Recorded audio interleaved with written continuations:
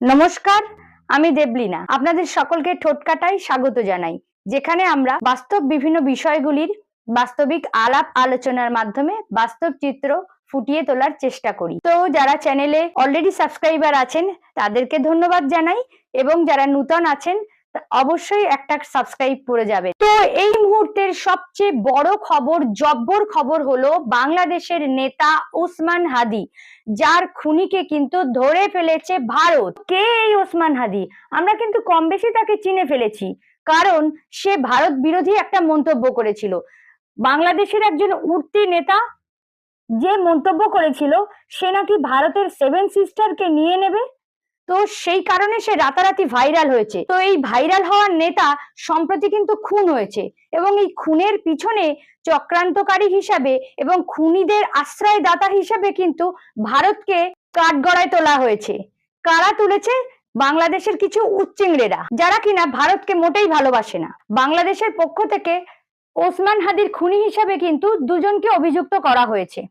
সেই দুজনকে না ফয়সাল করিম মাসুদ আর আলমগীর হোসেন, এই দুজনকে যেমন অভিযুক্ত করা হয়েছে, সেই সঙ্গে কিন্তু বলা হচ্ছে কিছু কিছু, ওই যে বললাম, কিছু উচ্চিংড়ে ভারত বিরোধী ছোড়া আছে, তো তারাই কিনা অভিযোগ করেছে এই সমগ্র এই খুনের পিছনে ভারতের চক্রান্ত আছে, এবং এই খুনিদের আশ্রয়ও দিয়েছে ভারত।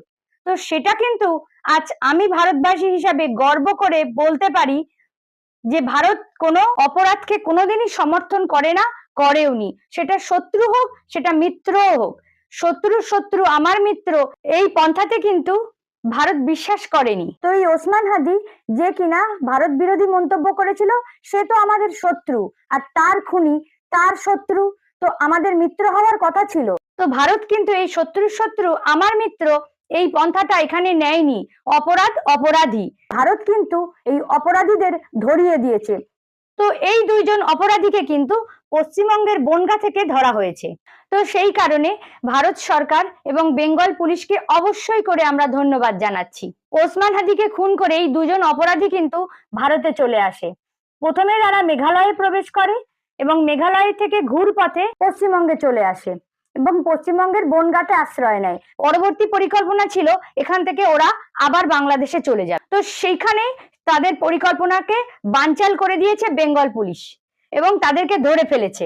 এবং পশ্চিমবঙ্গ পুলিশ কিন্তু পাবলিকলি এটা অ্যানাউন্স করেছে, এবং একটি সংবাদপত্রে এটা প্রতিবেদন হিসেবে প্রকাশও পেয়েছে। ভারত যে অপরাধী না, সেটা কিন্তু প্রমাণ হয়ে গেল। আর আজকে আমার ভিডিওর মূল উদ্দেশ্যই ছিল ভারত কোনোভাবেই অপরাধী না, অপরাধকে সমর্থন করে না, সেটা প্রমাণ করার। যে কারণে ভারত সরকার কিন্তু ওপেনলি ধরেছে এবং পাবলিকলি সেটা অ্যানাউন্স করেছে।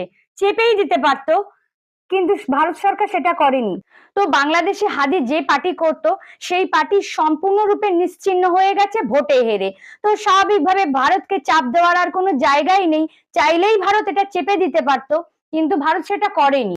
ভারতীয় সংবিধান, ভারতীয় বিচার ব্যবস্থার প্রতি আমি একজন ভারতবাসী প্রচন্ডভাবে আস্থা রাখি, কারণ একজন অপরাধী কিন্তু ভারতের কাছে অপরাধী, সে শত্রুপক্ষের অপরাধী হোক আর সে মিত্রপক্ষের অপরাধী হোক, সেটা কিন্তু এখন ধ্রুব সত্য এবং প্রমাণিত। এবং বাংলাদেশবাসীকেও আমি অসংখ্য অসংখ্য ধন্যবাদ জানাই, কারণ সম্প্রতি তাদের যে ভোট হয়েছে সেখানে কিন্তু এই ধরনের যারা পাকিস্তানপন্থী দলগুলি আছে তারা কিন্তু ধুয়ে মুছে সাফ হয়ে গেছে বাংলাদেশ থেকে। এবং বাংলাদেশবাসী যে বাংলাদেশ মাতৃভূমিকেই ভালোবাসে সেটা কিন্তু প্রমাণ করে দিয়েছে, তাদেরকে হারিয়ে দিয়ে এবং তাদেরকে সমূলে উৎপাটিত করে। তো আমি চাইবো প্রতিবেশী দেশ একে অপরের প্রতি যে সৌহার্দ্যপূর্ণ ভালোবাসা সম্প্রীতির সম্পর্ক, সেটা বজায় থাকবে, আগেও ছিল, ভবিষ্যতেও থাকবে। তো সেই আশা নিয়ে আমি কিন্তু ভিডিওটা এখানেই শেষ করছি। অবশ্যই করে আমাদের চ্যানেলটিকে সাবস্ক্রাইব করবেন। ধন্যবাদ।